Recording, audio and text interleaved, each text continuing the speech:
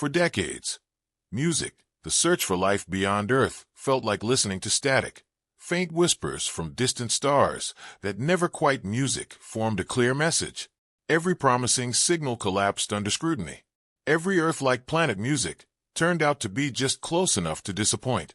But then the James Webb Space Music Telescope saw something different, something disturbingly precise.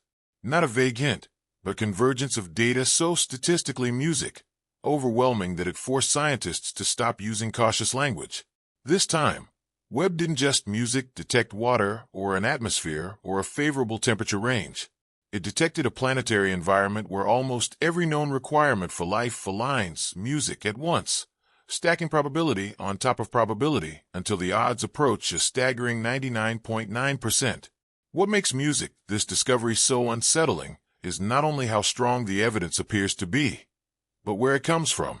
Not from a science fiction corner of the galaxy.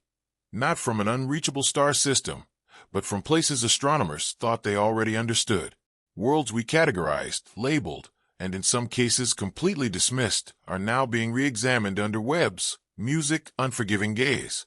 And as each layer is peeled back, a pattern begins to emerge, one that suggests we may have been surrounded by habitable environments far longer than we ever realized. If Webb is right, then the biggest mistake humanity made was assuming life would announce itself loudly. Instead, it may have been hiding quietly, waiting for us to finally build the eyes capable of seeing it. When James Webb's data began pointing toward Ceres, many scientists were caught completely off guard because Ceres' was never supposed to matter. For most of modern astronomy, it was treated as an oversized asteroid. A leftover building block from planet formation. Interesting from a geological perspective. But irrelevant to the search for life. Webb changed that narrative almost overnight. Spectral analysis revealed extensive deposits of salts and hydrated minerals spread across its surface. The unmistakable fingerprints of liquid water interacting with rock, not briefly, but persistently over geological time scales. What lies beneath those salts is where the story becomes extraordinary. Data now strongly supports the existence of a vast subsurface ocean, not a frozen relic, but a briny, chemically active sea trapped beneath a thick crust of ice and rock.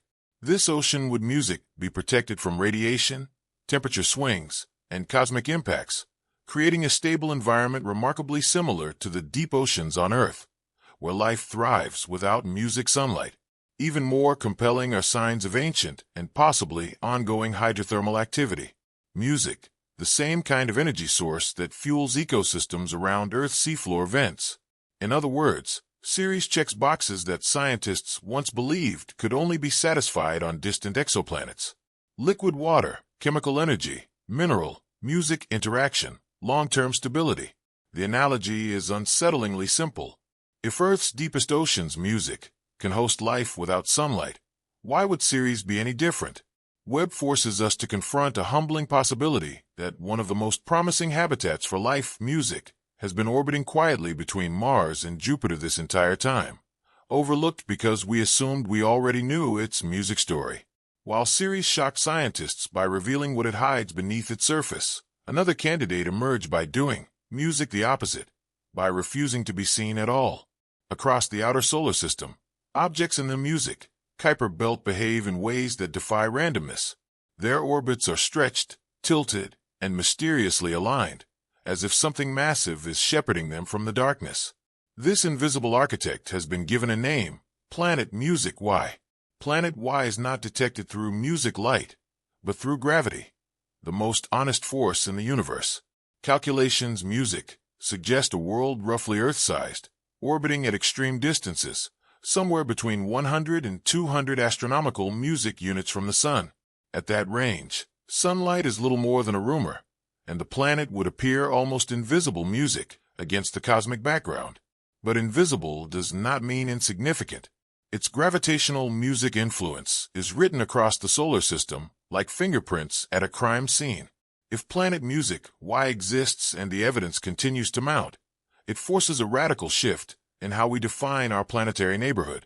A hidden Earth mass world, potentially with internal heat, subsurface, music layers, and long-term stability, quietly reshaping the orbits of distant music objects while remaining undetected for centuries. Webb sensitivity now brings the music first realistic chance of spotting it directly, and if confirmed, it would mean that even our own solar system is music, far from fully mapped. The unsettling implication is that entire worlds can exist in music-stable silence, unseen yet dynamically alive. When Webb turned toward the TRAPPIST-1 system, expectations were already high, but reality exceeded them in a way few anticipated. 7 Earth-sized music planets orbiting an ultracool star so closely packed that the system resembles a cosmic clockwork. Music, each world influencing the others with gravitational precision. What Webb revealed was not just music planetary diversity, but repetition. Multiple planets showing independent signs of conditions that music could support liquid water.